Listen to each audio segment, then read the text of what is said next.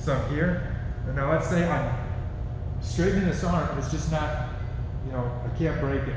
Okay, he's got flexible elbows. In situations like that, my right hand, I'll keep the wrist, and my left hand, so I'll loosen that up for you, Adam. And my left hand will swim through, like so. Here. And I put his hand behind my shoulder. I grab the elbow. Now I take my left elbow and I bring it to my spine, my own back, pulling it back here as I hip in. And that's an overwrap armbar. Okay, you get a lot of power there, a lot of braking potential. So again, we have one armbar here, one. If that's not strong enough to do the trick, we have two. Now sometimes, if I go to an overwrap armbar, one thing Adam will do is he'll turn his thumb down to the floor and bend his elbow. Like put your hand and thumb behind my back. Yes. And sometimes if I try to get a break on a straight arm here, I lose the angle for a straight arm bar. But we can go into something that's like an Americano. Okay? First I'm going to do this from my elbow. I've been doing it from my shoulder to be nice on Adam because Adam has stiff elbows. So I'm going to try to be up my elbow now. When I'm up in my elbow, I have more extension power. But anyway, I go for my overwrap armbar. He bends the elbow. I'm going to hook his elbow with my wrist right here, almost like I'm doing a heel hook on the elbow. Okay? Right here. Now all I'm going to do is I'm going to start to slowly extend my body so my back pushes his wrist that way as my hips push his elbow forward. So my back pushes the wrist toward the wall and my hips push the elbow that way, and as I extend the body, we have a shoulder lock, something like an Americana there. Okay? So here, hip in, take your arm out.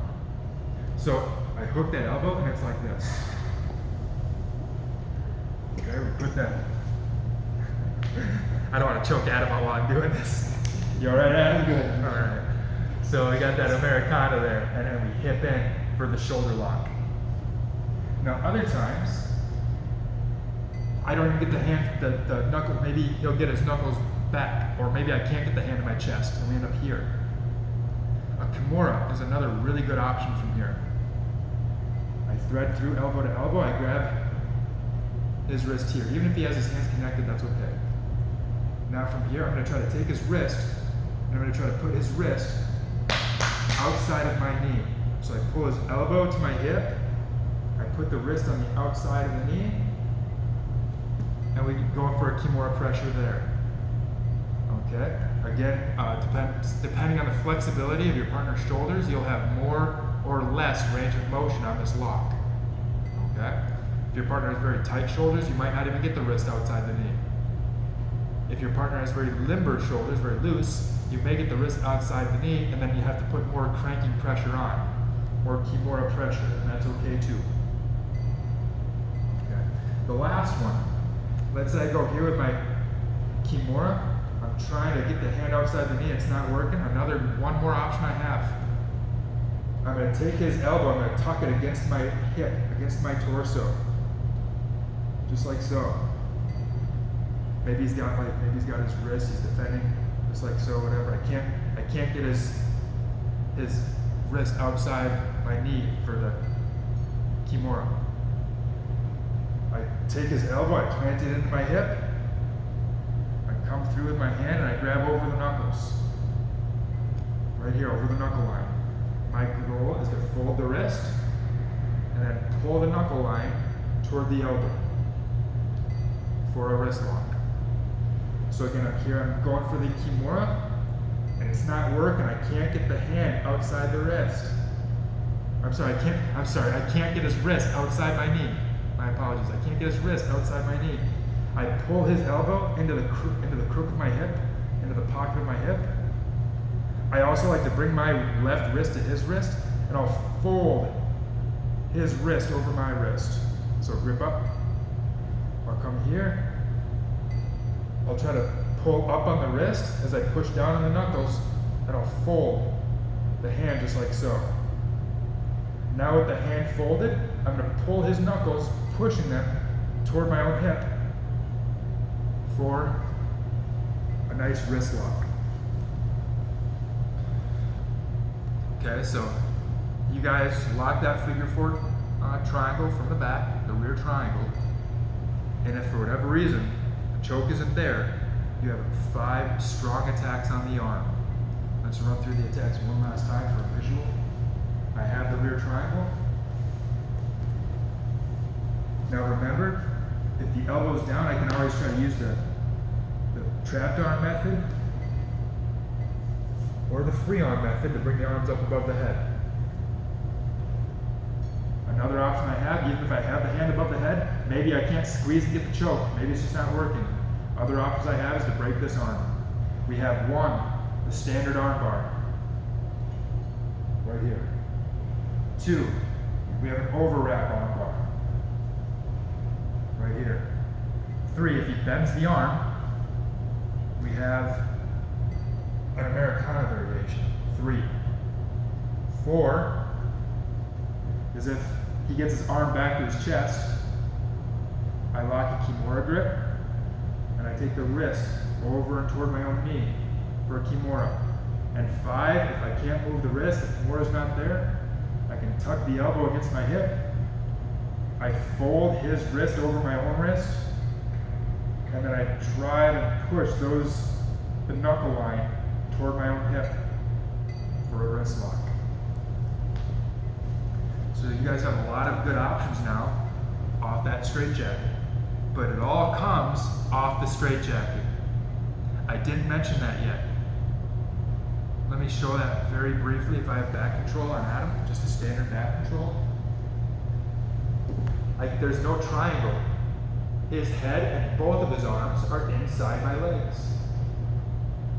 The triangle only happens when I can start to trap one of the arms. When I can trap one of the arms, you'll see that now if I can start to slide up the body, it turns into a rear triangle. If I'm below the arm with both legs, and I start to slide up the body, there is no triangle. I'm underneath both elbows. Flat your legs, please. There's no triangle above both elbows. Okay? So this only is applicable once you get good at trapping an arm. If you can't trap your opponent's arm with your leg, the triangle's just not going to be there for you. If you're here, there's no triangle. I have to be here. Now, I can start to take the arm over my head, extend here. If he turns into me, I can pummel my legs to a front triangle. He puts his head down. I can go into a 3/4 arm bar, etc. So you have to be able to get that straitjacket. Once you pummel your leg outside and you pin the arm with one leg, now they have one arm and their head inside your 2 legs. And now you can make that transition. If you can't get the breakthrough to the neck, you can try bringing the stronger legs and wrap the strong legs around the neck. We saw that some important elements are keeping that arm above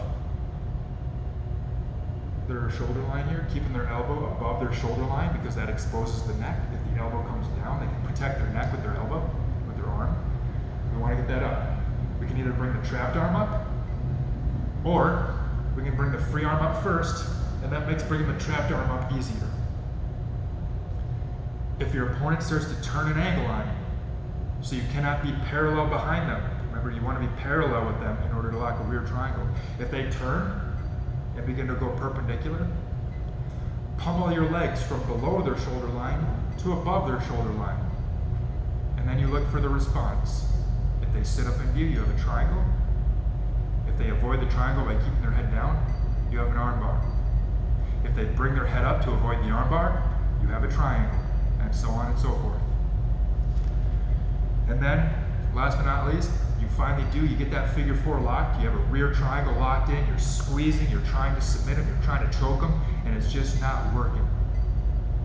If you lock a fully locked figure 4 triangle with your legs, and you cannot get the choke for whatever reason, attack the arm. From the rear triangle, we saw 5 good attacks. Straight arm bar, overwrap arm bar, Americana variation, Kimura, and a wrist lock.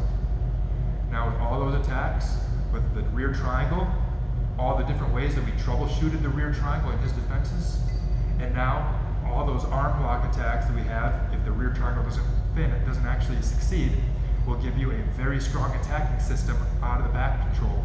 As long as you can trap that arm, you can try to attack the neck with the straight jacket and penetrate the neck, or you can transition to any one of these rear triangle attacks or any one of these arm lock attacks, and that will be a good attacking system for you guys to work with moving forward.